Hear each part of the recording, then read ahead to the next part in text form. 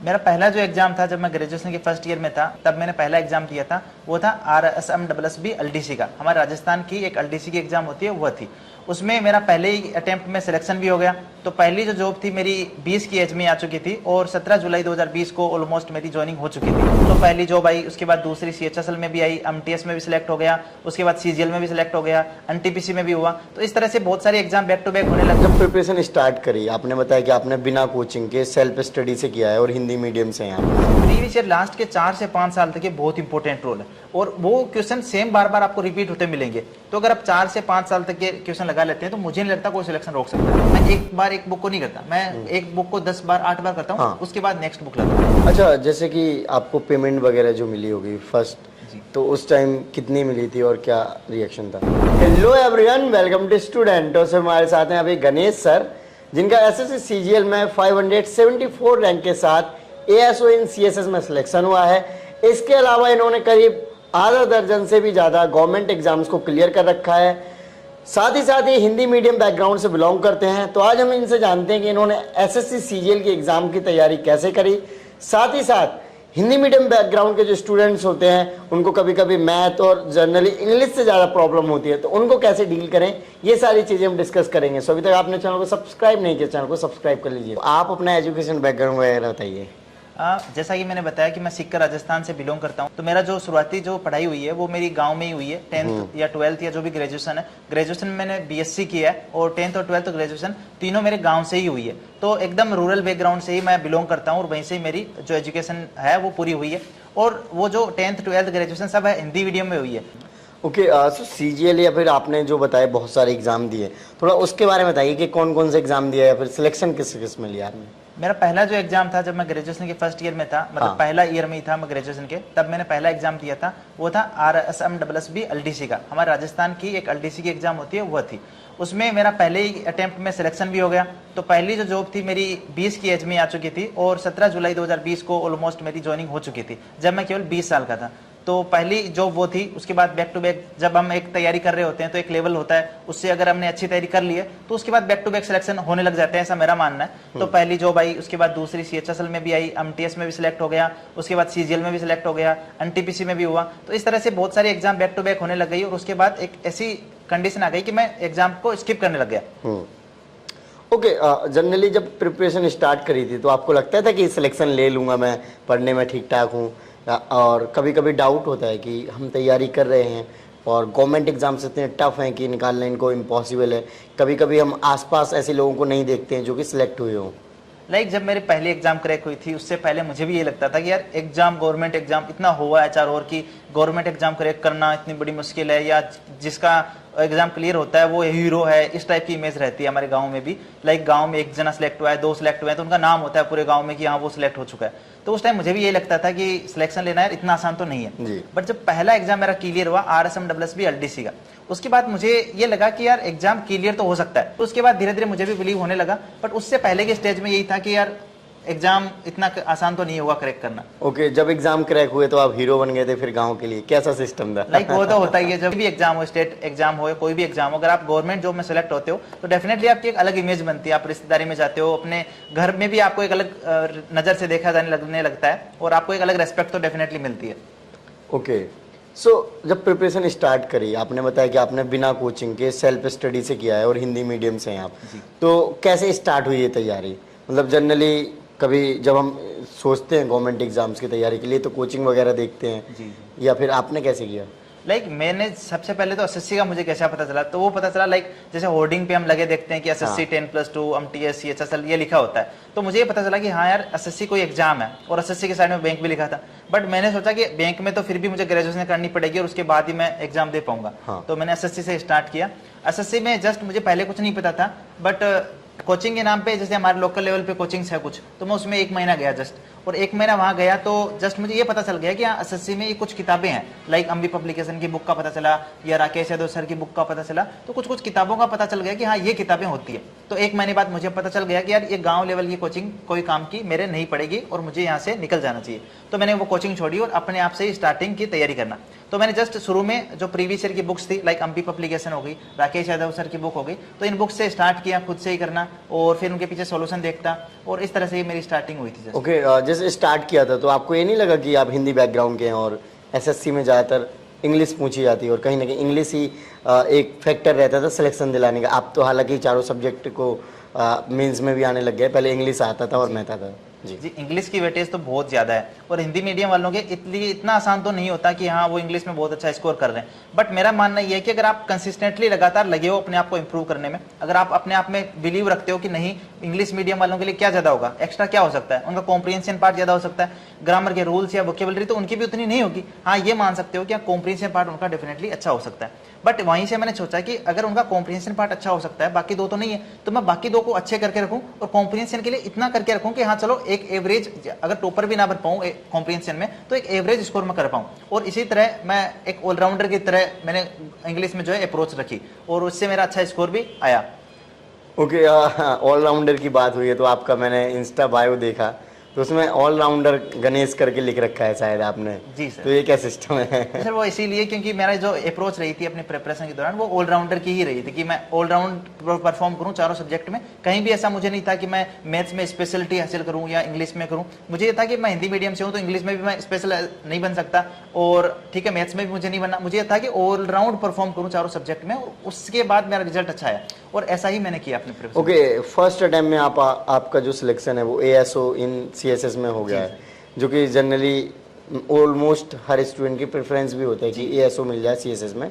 तो वो आपका जो आया उस टाइम पे क्या रिएक्शन था आपका? जब रिजल्ट आता है, वैसे तो पहले पता होता है हमें, जब रिजल्ट अनाउंस होने वाला होता है उससे पहले हमें पता होता है कि हमारा सिलेक्शन तो होगा, बट ये नहीं पता होता कि कौन सी पोस्ट पे होगा। हम प्रेफरेंस भर के आते हैं बट कभी भी श्योर नहीं हो सकते कि कहीं कौन सी पोस्ट मिलने वाली है। तो जब मुझे एएसओ सीएसएस दिखा कि हाँ B07, मुझे आज भी याद है वो कोड है, तो मैंने जब उसमें चेक किया तो पहले तो मैं सबसे अलग चला गया, क्योंकि मुझे वो होता ना एक अंदर से गलत आता कि क्या पता क्या होगा रिजल्ट में, कौन सी पोस्ट मिलेगी। तो सबसे अलग एकदम घर वालों से जाके मैंने रिजल्ट को देखा, पीडीएफ खोली, पीडीएफ में B07 कोड देखा। अब उसमें ये नहीं लिखा था एएसओ एंड सीएसएस, तो उसको सर्च करने के लिए भाग के गया अंदर, और उसके बाद मैंने वो जो कोड वाली लिस्ट आती है कि हाँ इस कोड का पोस्ट ये है, तो उसको मैं जाके देखा, तब बिलीव हुआ कि एएसओ एंड सीएसएस, और मैं बहुत खुश हुआ उस टाइम। और जब घर वालों को बताया तो घर वालों का जो रिएक्शन था वो रिकॉर्ड भी नहीं किया जा सकता। ऐसे रिएक्शंस हमें मिलते हैं जब एक आप गांव से बिलोंग करते हो, आपके घर वाले वेट कर रहे हैं कि मेरा बेटा सरकारी नौकरी लगेगा, और वो भी एक ऐसी जॉब जो लोगों का सपना है, बहुत सारे लोगों का सपना है। तो डेफिनेटली बहुत अच्छा रिएक्शन था और बहुत अच्छी खुशी जो थी होती। ओके, अभी तैयारी के बारे में आपने बताया, मैथ के बारे में, इंग्लिश के बारे में, ओवरऑल जैसे चारों सब्जेक्ट आप पढ़ते थे तो क्या अप्रोच रहती थी मतलब सब्जेक्ट्स के पढ़ने की? जैसे मैथ को आप कितना टाइम दे देते और किस तरीके से पढ़ते थे, या ये होता था कि मैथ हमारे स्ट्रांग है तो मैथ को कम टाइम दें, बाकी सब्जेक्ट को दें? कैसे स्टार्ट किया? मेरा ये रहता था कि जो भी सब्जेक्ट हमारा वीक है, मेरा जीके वीक है, या वो सब्जेक्ट जो हमसे नहीं पढ़ा जा रहा, मान लो कि मुझसे जीके नहीं पढ़ा जा रहा, जैसे मुझसे जीके नहीं पढ़ा जाता था, तो मेरी ये अप्रोच रहती कि जो सब्जेक्ट मुझसे नहीं पढ़ा जा रहा वो मैं सबसे पहले पढ़ लूँ।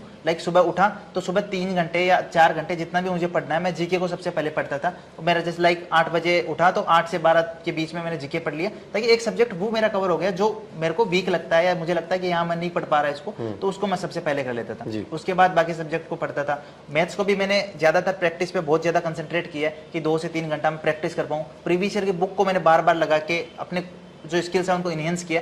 तो मेरा मेन पर्पस ये था कि प्रीवियस ईयर को 3 से 4-5 बार कर लूं, और ऐसा ही मैंने हर बुक के साथ किया। ओके, जो टाइम है डेली पढ़ने का उसको आपने कितना टाइम दिया? एवरेज कितने घंटे आप डेली पढ़ते थे?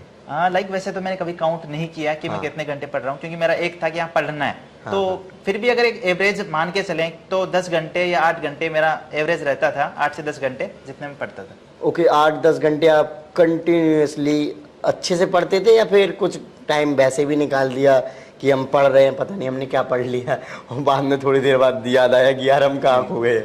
नहीं, ऐसा कुछ नहीं था। मेरा जो पढ़ाई होती थी वो फ्रूटफुल पढ़ाई होती थी। मैं टाइमर लगा के ही पढ़ता था कि हाँ मैं टाइमर ये सब्जेक्ट इतने घंटे तक पढ़ रहा हूँ, तो उतने घंटे पढ़ रहा हूँ या नहीं पढ़ रहा वो भी मैं अपने आप को जज कर लेता। जब मैं उठ रहा हूँ पढ़ाई से तो मैं उस टाइमर को पुश कर देता था। डिस्टर्बिंग नहीं लगता था कभी टाइमर पे बार बार नजर जा रही कि यार 1 घंटे का टाइम था, मतलब 1 घंटे बाद हमें ब्रेक लेना है, तो उसको बार बार आप देख रहे हो? नहीं, ऐसा कुछ नहीं है। टाइमर मुझे लगता है हेल्प ही करता है कई चीज़ों में, ताकि हमें पता रहता है कि हमें ये चीज़ 1 घंटे में पढ़नी है। इसका मतलब 1 घंटे में हम अपनी फ्रूटफुल स्टडी कर पाए, तो वहाँ हेल्प भी करता है। ग्रेट। अच्छा, एक जो दिन का टारगेट बनाते थे, जैसे आपने अभी बताया सुबह उठते ही आप जो आपको हार्ड सब्जेक्ट लगता था, जैसे जीके आपने बताया, तो उसको पढ़ते थे, इस तरीके से कैसे बनाते थे पूरे दिन का प्लान? मेरा जैसे प्लान ये रहता था कि जीके में मैंने पहले फिक्स कर लिया कि मुझे सब्जेक्ट वाइज जीके पढ़ना है। तो लाइक मुझे हिस्ट्री, मैंने सब्जेक्ट अभी मैं हिस्ट्री पढ़ रहा हूँ, तो हिस्ट्री को मैंने 1 घंटा पढ़ लिया लूसेंट से, या जैसे मैं लूसेंट से पढ़ता था, आप कोई भी थ्योरी बुक है उससे पढ़ सकते हैं। तो 1 घंटा मैंने उसको पढ़ लिया, फिर 1 घंटा मैं स्टैटिक जीके को पढ़ता, तो 2 घंटे ये हो गए। फिर 1 घंटा मैं प्रीवियस ईयर की किताब से 100 क्वेश्चन या 50 क्वेश्चन कर लेता। उसके बाद नेक्स्ट सब्जेक्ट मेरा रहता है इंग्लिश, तो इंग्लिश में मैंने 1 घंटा वोकैब पढ़ ली, 1 घंटा ग्रामर पढ़ ली, और आधा घंटा मैंने कॉम्प्रिहेंशन, PQRS वगैरह सोल्व कर लिए। इसी के बाद 1 घंटा मेरा रीजनिंग, तो शाम के 4-5 बजे तक मेरे तीनों सब्जेक्ट हो जाते थे। उसके बाद बचता रात का टाइम पूरा, तो रात के टाइम मेरे पास 4-5 घंटे और पड़े पढ़ने को, तो उसमें मैं रख लेता जो लास्ट का सब्जेक्ट बचा वो, और उसमें मैं सोचता कि जो मेरे पास टाइम बच रहा है एक्स्ट्रा, उसमें मैं एक मॉक टेस्ट भी दे दूं। लाइक 1 घंटे का मॉक टेस्ट होता है, तो हम दे लें, उसमें कोई प्रॉब्लम भी नहीं होती, बहुत कम टाइम का टेस्ट होता है। ओके, अच्छा, मॉक टेस्ट आपने ओवरऑल जर्नी में कितने लगा दिए होंगे? मॉक टेस्ट मैंने बहुत सारे लगाए, प्रीवियस ईयर मॉक टेस्ट मैंने बहुत सारे लगाए। लाइक जैसे हमारा 20 सीजीएल 20 था, तो सीजीएल 19, 18, 17 जो भी प्रीवियस ईयर के मॉक्स थे मैंने ऑलमोस्ट सारे लगा दिए थे। अच्छा, जो नए स्टूडेंट आ रहे हैं उनको अगर प्रीवियस ईयर के पेपर लगाने हो तो वो कितने साल तक के लगाएं? प्रीवियस ईयर लास्ट के 4 से 5 साल तक ये बहुत इंपॉर्टेंट रोल है, और वो क्वेश्चन सेम बार बार आपको रिपीट होते मिलेंगे। तो अगर आप 4 से 5 साल तक के क्वेश्चन लगा लेते हैं, तो मुझे नहीं लगता कोई सिलेक्शन रोक सकता है। ओके, जैसे एग्जाम हॉल में आप जब फर्स्ट टाइम गए होंगे, और जब आप लास्ट टाइम आपने जो भी सिलेक्शन लिया, ये ASO वाला शायद, उसके बाद तो नहीं दिए होंगे, तो फर्स्ट टाइम जब आप प्रीलिम्स देने गए और जब आप लास्ट टाइम देने गए, तो वो कॉन्फिडेंस किस तरीके से बूस्टअप हुआ, और क्या जो आपने फर्स्ट टाइम दिया था उससे लास्ट टाइम वाला एक्सपीरियंस कैसा रहा? प्रोडक्टिव कौन सा लगा आपको ज्यादा? काफी डिफरेंस है, क्योंकि जब पहला एग्जाम दिया था तो उस टाइम एकदम लाइक बच्चे की तरह थे कि हाँ एकदम डर लग रहा है, एग्जाम में क्या होगा, कैसे होगा, लाइक धड़कन जो है ऊपर नीचे हो रही होती है। तो वो मैं समझ सकता हूँ कि जिसका भी पहला अटेम्प्ट होता है ना, जिसको पहले एग्जाम देने जा रहा है, उसकी जो मनोस्थिति होती है वो बहुत अलग होती है। उसको डर रहता है कि क्या पता एग्जाम में क्या होगा, कौन सा क्वेश्चन आएगा। इवन एग्जामिनर का भी डर रहता है कि एग्जामिनर क्या कह देगा, अगर मैं गलत फील कर दिया तो डांटेगा। ये सब चीजों का भी डर रहता है, अपने आप को परफॉर्म कर पाऊंगा नहीं कर पाऊंगा। चाहे आप घर में 170 ला रहे हो मार्क्स 200 में से, बट वहां जाके 120, 130, 140 यहाँ तक आप पहुंच जाते हो अगर आपके पास कॉन्फिडेंस नहीं है या वो डर है। तो ये पहला अटेम्प्ट में मुझे ये डर जरूर था, बट जब मैंने सीजीएल वाला अटेम्प्ट दिया था तो मुझे, क्योंकि मेरी तैयारी अच्छी हो चुकी थी, मुझे काफी कॉन्फिडेंस था अपने आप पे कि मैं कर लूंगा अच्छा खासा। ओके, जैसे जो इंग्लिश है, आपने इंग्लिश को कैसे इम्प्रूव किया? क्या आपकी बचपन से इंग्लिश अच्छी थी, या फिर आपने ओवर द टाइम इसको इम्प्रूव किया है? ऐसा कुछ नहीं है, बचपन से अच्छी थी। लाइक स्कूलिंग में तो वही रटी रटाई चीजें काम आती है, बट जैसे एसएससी में आए तो पता चला कि नीतू सिंह वॉल्यूम 1 वाली बुक है, तो मैंने उससे अपने ग्रामर के कंसेप्ट कर लिए। अब एक बार नहीं किया मैंने, क्योंकि एक बार करने से मुझे नहीं लगता ये कोई भी बुक हमें अच्छे से समझ में आती है। हाँ। तो मेरा टारगेट था कि जो भी मेरे पास बुक है उसको मैं 5, 7, 8 बार कर लूँ। तो मैंने नीतू सिंह वाली बुक को लाइक 8, 10, 12 कितनी बार किया मुझे भी याद नहीं होगा, मैंने मल्टीपल टाइम्स उसको किया। इसी तरह से मैंने वोकैब की एक बुक फिक्स कर ली, ब्लैक बुक, उसको मैंने बार बार किया, कई बार। मैं एक बार एक बुक को नहीं करता, मैं एक बुक को 10 बार 8 बार करता हूँ। हाँ। उसके बाद नेक्स्ट बुक लाता हूँ। तो ये स्ट्रेटेजी थी कि एक ही बुक को मैं मल्टीपल टाइम्स कर सकूं। अच्छा, नोट्स वगैरह भी बनाए थे आपने? नोट्स सर इंग्लिश के नहीं बनाए थे, क्योंकि इंग्लिश में नीतू सिंह वॉल्यूम 1 मुझे लगता है नोट्स बनाने की कोई नीड नहीं पड़ती अगर वो बुक आपके पास। बाकी सब्जेक्ट के? बाकी सब्जेक्ट के सबके मैंने नोट्स बनाए थे, और वो बहुत मैथ्स के भी बनाए थे आपने? जी सर।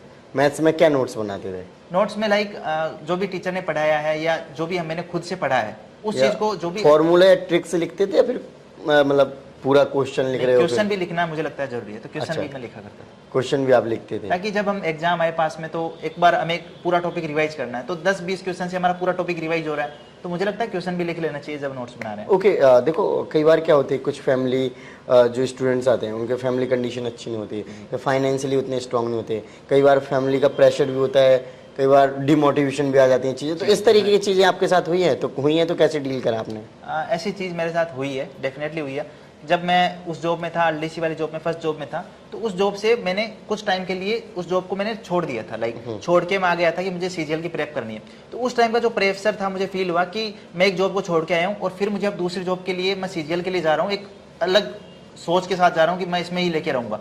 तो उस टाइम ऐसे आई फीलिंग कि यार एक जॉब करके आ रहे हैं, कुछ अर्निंग कर रहे थे, अब हमारे पास कोई अर्निंग नहीं है। हाँ। और अब मैं सिलेक्शन के लिए सोच रहा हूँ। तो उस टाइम ये चीज़ भी थी मेरे अंदर, और उस चीज़ को मैंने फेस भी किया है, ठीक है। बट ये था कि यही मेरा मोटिवेशन था कि अगर मेरा इसमें नहीं हुआ ना सिलेक्शन, तो मेरे लिए बहुत बड़ी दिक्कत हो जाएगी। तो ये डर नहीं था कि अगर हुआ तो क्या, बट ये था कि अगर इसमें नहीं हुआ तो आगे मेरे बहुत बड़ी प्रॉब्लम होने वाली है। ओके, अभी आपकी ज्वाइनिंग हो गई है, तो फर्स्ट ऑफ ऑल कैसा लगता है आपको ऑफिस जाके काम करके? आपने जो सोचा था वैसे ही आपको लग रहा है या फिर थोड़ा सा डिफरेंस है? लाइक अच्छा लग रहा है। एसोसिएशन बहुत अच्छी पोस्ट है, बहुत सारे लोगों का ड्रीम होती है और आजकल तो बहुत टॉप एयर वाले भी लोग इसको चूज करते हैं, तो बहुत अच्छी पोस्ट है। अगर दिल्ली के आसपास के एरिया से आप हो तो एसोसिएशन बेस्ट पोस्ट होगी आपके लिए। एक सेटल्ड लाइफ है, सैटरडे संडे छुट्टी है, बट लाइक जो एक बाहर एक सर हवा बना है कि वर्कलोड थोड़ा कम होता है। हाँ, कुछ डिपार्टमेंट में कम भी होता है, कुछ में ज़्यादा भी होता है, तो ये वेरी करता है। तो एक अच्छी पोस्ट है, बट आपको वर्कलोड भी ठीक ठाक मिल सकता है अगर आपकी जो भी मिनिस्ट्री है उस पर डिपेंड करता है। जनरली कितना वर्क रहता है, क्या काम करना होता है, किस तरीके का? सही, एसोसिएशन में नोटिंग एंड ड्राफ्टिंग का मेन काम होता है, जिसमें लाइक आपके पास कोई भी मैटर होता है उसकी रिसीट्स आती है। कोई भी मैटर जो भी अलग अलग डिपार्टमेंट में है उनके अलग अलग जो है एरिया या रीजन की जो है वो रिसीट्स आती है, लाइक लेटर्स कह सकते हैं। उस पर जो भी लेटर है उस पर हमें देखना होता है कि लेटर क्या है, मैटर क्या है, इसमें क्या डिसाइड कर सकते हैं मिनिस्ट्री के बिहाफ में हम, और उसको हम प्रपोज करते हैं। फिर हमारे ऊपर सीनियर वाले को हम भेजते हैं ई ऑफिस में, आजकल इलेक्ट्रॉनिकली सब चल रहा है, फिर ऊपर वाले और ऊपर हायरार्की में भेजते हैं। तो इस तरह से हायरार्की बनी है एक, और उसके बाद डिसाइड होता है कि हाँ इसका कंक्लूजन ये है या इसका डिसीजन ये है। ओके, अच्छा, जैसे कि आपको पेमेंट वगैरह जो मिली होगी फर्स्ट, तो उस टाइम कितनी मिली थी और क्या रिएक्शन था? पहली जो पेमेंट थी वो थी 72,000 रुपीज़, और बहुत अच्छी पेमेंट थी क्योंकि पहले वाली जॉब से इस वाली जॉब में बहुत ज़्यादा पेमेंट देखने को थी और बहुत अच्छी सैलरी है एसोसिएशन में। तो मुझे लगा कि यार अचानक से कि कहाँ से कहाँ पहुँचे हैं, लाइक इतनी अच्छी सैलरी में पहुँचे, तो बहुत खुशी हुई थी। घर वालों को भी लगा कि हाँ यार बेटा सच में ऑफिसर वाली जॉब लगा है। ओके, अभी जो आपको 6 महीने अराउंड हो गए हैं सर्विस करते हुए, आपके जो अभी इतने पैसे आए उसका क्या किया आपने अभी? जी सर, अभी तो कुछ सेविंग्स ही कर रहे हैं, बाकी अभी स्पेशली कुछ नहीं किया। बाकी जैसा एक मैंने ये चीज़ की कि अपने फैमिली वालों को घुमाना, लाइक मैंने घर वालों को बुलाया, उनको भी मैंने दिल्ली घुमाया, लाइक तो ये चीज़ें हैं कि अगर आप जॉब लगते हो तो अपने फैमिली वालों के सपने पूरे कर सकते हो, उनकी नीड्स पूरी कर सकते हो, उनको कभी रुपयों की कमी का एहसास ना हो, ये आप डेफिनेटली कर सकते हो। अच्छा, बहुत सारे स्टूडेंट हैं जो तैयारी करते हैं एसएससी सीजीएल की या फिर अदर गवर्नमेंट एग्ज़ाम्स की। जैसे आपने इतने सारे जो एग्ज़ाम दिए, कभी किसी का एग्ज़ाम आता होगा, कभी किसी के लिए कुछ कर देने जाना है, कभी किसी का प्री, कभी मेंस, ऐसे करके लगा रहा होगा। तो आपको क्या लगता है कि एक एग्ज़ाम को फोकस करना चाहिए या फिर एक साथ इन सारे एग्ज़ाम्स को देते रहना चाहिए? हाँ, मुझे तो लगता है कि अगर आप 2 से 3 एग्जाम को टारगेट कर रहे हो और उनकी आप इक्वली प्रिपरेशन कर रहे हो, तो उससे अच्छा तो ये होगा कि आप एक की प्रिपरेशन करोगे और उसको ही आप उसी गो में चलोगे और उसको क्रैक कर लोगे। लाइक अगर 2-3 एग्जाम को आप साथ हैंडल करने की कैपेबिलिटी है आप में, तो आप एक एग्जाम को ही क्रैक कर सकते हो।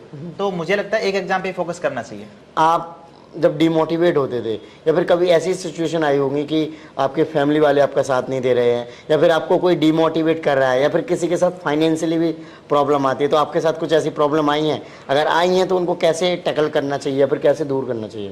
देखिए, पहली बात, अगर किसी के फाइनेंशियल प्रॉब्लम है तो फाइनेंशियल प्रॉब्लम को कैसे दूर कर सकता है? वो तभी दूर कर सकता है जब वो जॉब लेगा, और जॉब लेने के लिए उसको पढ़ना पड़ेगा। तो अगर आपके पास ऐसी प्रॉब्लम है तो आप ये सोचो कि अपने मम्मी पापा या अपने घर वालों को कब कैसे हेल्प कर सकते हो। एक ही चाह रहा है कि हाँ आप जॉब लो, और जॉब लेने के लिए आपको मेहनत करनी पड़ेगी, तो उस पर ध्यान दो। दूसरी चीज ये होती है कि जब हम पढ़ रहे होते हैं तो बीच में कभी कभी हमारे पास गैप होता है कि यार मेरा होगा या नहीं होगा। अगर नहीं होगा तो वो एक डिमोरलाइज फैक्टर बन जाता है और उससे पढ़ने का मन नहीं करता, कई दिन ऑफ चले जाते हैं, वापस जो हम पढ़ रहे थे वापस कंटिन्यूटी टूट जाती है, और उसके बाद वापस से जो ग्राफ है हमारी ग्रोथ का वो नीचे चला जाता है। तो उस टाइम में आपको क्या करना चाहिए? उस टाइम में देखो, मेरी सजेशन जरूर मानना है चीज को, जब आपका ऐसा दिन आ रहा है कि हाँ आपका कंटिन्यूटी टूट रही है, तो उस टाइम को अच्छे से यूज आप इसलिए कर सकते हो कि आप उस टाइम नोट करो कि यार मेरा क्या सपना था, मैं किस लिए इस जॉब की तैयारी करने में स्टार्ट किया था, क्यों मुझे इस जॉब की तैयारी करनी है, क्या मेरा एम है और क्यों मुझे ये जॉब चाहिए। अगर आपने इन क्वेश्चंस के जवाब फाइंड आउट कर लिए तो डेफिनेटली आप वापस से अपना ग्राफ जो है ग्रोथ का ऊपर ले जाओगे। तो कभी भी जब भी ऐसी चीज आए तो अपने आप में झांको कि मैं क्यों तैयारी कर रहा था, ये स्टार्ट क्यों की थी, ठीक है? तो ये आप देखोगे तो डेफिनेटली आप ग्रोथ की ओर जाओगे। ओके, जो रट्टाफिकेशन होता है, कहते हैं रट लो जी के, तो ये मान के चलो अगर ऐसे सीजन में सिलेक्शन लेना है तो रट लेना चाहिए, तो उसके बारे में आप क्या सोचते हैं? या आपने रटा था कई चीज़ें? देखो, जीके की तो प्रॉब्लम सबके बहुत ज़्यादा ही रहती है, और वह रहती है क्योंकि ज़्यादातर लोग साइंस बैकग्राउंड से होते हैं तो उनकी वैसे भी रटने की आदत नहीं होती। तो जीके में मुझे लगता है कुछ चीज़ें तो डेफिनेटली हमें रटनी ही पड़ेगी, और बाकी अगर आप बार बार चीज़ों को देखते हो तो वैसे भी याद हो सकती है, बट कुछ चीज़ें जो आप मान सकते हो कि रटनी पड़ेगी, तो हाँ ये एक जेन्यून चीज़ है कि डेफिनेटली जीके में बहुत सारी चीज़ें रटनी पड़ेगी। बाकी मेरे पास मैं अपनी एक स्ट्रेटेजी रखता था कि मैं चीज़ों को रटने के बजाय थोड़ा सा ये सोचता था कि मैं बार बार चीज़ों को देख पाऊँ। लाइक मैंने आज एक टॉपिक पढ़ा है तो मैं उस टॉपिक को कल भी देख रहा हूँ, 10 मिनट निकाल रहा हूँ, फिर परसों भी 10 मिनट निकाल के उसको देख रहा हूँ। इस तरह से मैं बार बार उस चीज़ को रिपीट करता रहता हूँ। ओके, जनरली कोई भी तैयारी करना आता है तो कहते हैं कोचिंग कर लो, तो आप कोचिंग के बारे में क्या कहना चाहेंगे? क्योंकि आजकल ऑनलाइन भी अवेलेबल है जो कि काफ़ी अफोर्डेबल हो जाती है और सेल्फ स्टडी भी की जा सकती है यूट्यूब गूगल के हेल्प से। तो आप क्या कहना चाहोगे, कोचिंग लेनी चाहिए आज के टाइम पे, नहीं लेनी चाहिए? अगर कोई बिगिनर है, किसी के पास उस गाइडेंस नहीं है कि कौन सी चीजें उसके लिए बेस्ट है, या उसको पता ही नहीं है कि किस टीचर से क्या पढ़ सकता है, तो उस स्थिति में आपको डेफिनेटली कोचिंग ऑनलाइन या ऑफलाइन की तरफ जाना चाहिए। मुझे लगता है कि अगर आपको कोई गाइडेंस नहीं है तो सच में आपको एक पेड बेस ले लेना चाहिए। ऑनलाइन ले सकते हो या ऑफलाइन कोचिंग में भी जा सकते हो, जहां से आपको ये पता चल सके कि हाँ यही चीजें हैं जिनसे पढ़ने से आपका सिलेक्शन होगा। अदरवाइज होता यह है कि कोई बिगिनर है तो वो यूट्यूब पे इधर उधर घूम घूम के ही अपना टाइम बर्बाद कर देता है। 1 साल 2 साल हो जाते हैं, उसके बाद उसको समझ आता है कि हाँ ये टीचर थे जिनसे मुझे पढ़ना था।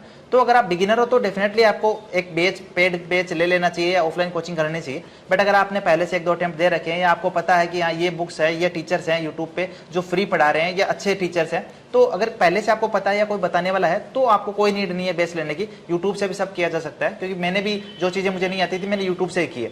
तो ये डिपेंड करता है पर्सन टू पर्सन कि उसकी बैकग्राउंड क्या है। सो आपके मार्क्स वगैरह कितने थे, और मार्क्स वगैरह जो प्रीलिम्स में लाते हैं मेंस में कितना इम्पैक्ट पड़ता है? हमारे मेंस का जो पैटर्न था वो काफ़ी अलग था, अभी जो पैटर्न है वो चेंज हो चुका है। हाँ। बट मेरा जो प्री का स्कोर था वो मैथ्स में मेरे 50 आउट ऑफ 50 थे, रीजनिंग में भी 50 आउट ऑफ 50 थे, इंग्लिश में मेरे शायद 45 थे, और बाकी 30 ऑलमोस्ट मेरे जीके में थे। तो ये मेरा प्री का स्कोर था। और मेंस में मेरे जो मैथ्स में था वो 185 के अराउंड स्कोर था, और जो इंग्लिश में था वो 175 अराउंड था। तो ये मेरा स्कोर कार्ड था। 75। ओके। सो अगर मैं आपसे पूछूं, जैसे कि बहुत सारे जो स्टूडेंट है पीडीएफ, अलग अलग यूट्यूब चैनल, जैसे अब मैथ के ही देखा जाए एसएससी इंडस्ट्री में तो कम से कम 8-10 टीचर हैं जो कि स्टूडेंट पढ़ते हैं उनसे, तो वो काफ़ी कन्फ्यूजन भी हो जाती है कभी कभी कि किससे पढ़ें कैसे करें। आज के टाइम में ये सबसे बड़ी दुविधा हो रखी है। लाइक लोग जो है वो 10-10 12-12 घंटे क्लासेस ही कर रहे हैं, और अच्छा। उनका एक दिमाग में ये हो जाता है कि हम 10-12 घंटे पढ़ रहे हैं। अब अलग अलग टीचर्स की अलग अलग यूट्यूब पे अलग अलग पेड कोर्सेज में ज्वाइन हो रखे हैं, और 10-12 घंटे क्लासेस लेके वो सोच रहे हैं कि मेरा सिलेक्शन हो जाना चाहिए, या इतनी मेहनत कर रहा हूँ फिर भी नहीं हो रहा। तो इससे सिलेक्शन कभी नहीं होगा, अलग अलग पीडीएफ से या अलग अलग यूट्यूब चैनल से कभी नहीं होगा। आपको फिक्स करना पड़ेगा कि हाँ मुझे इसी टीचर से पढ़ना है, और एक बार ही पढ़ना है। एक बार पढ़ने के बाद आपने जो नोट्स बनाए उसी को बार बार आप रिवाइज करोगे, उसी से सिलेक्शन होगा। रिवीजन आपका जितनी बार होगा उससे सिलेक्शन होगा, आप क्लासेस बार बार करोगे उससे नहीं होगा। तो ये एक अपने दिमाग में क्लैरिटी रख लो कि एक बार सिलेबस करना है और 10 बार रिवाइज करना है और पीवाईक्यू लगाना है। तो फ्रेंड्स, आपने देखा कि इन्होंने अपने एक्सपीरियंस को शेयर किया। सो आई होप आपको वीडियो अच्छी लगी होगी। सो आई होप कि आपको वीडियो अच्छी लगी होगी, तो इस वीडियो को लाइक करें। अभी तक आपने चैनल को सब्सक्राइब नहीं किया, चैनल को सब्सक्राइब कर लीजिए। जय हिंद।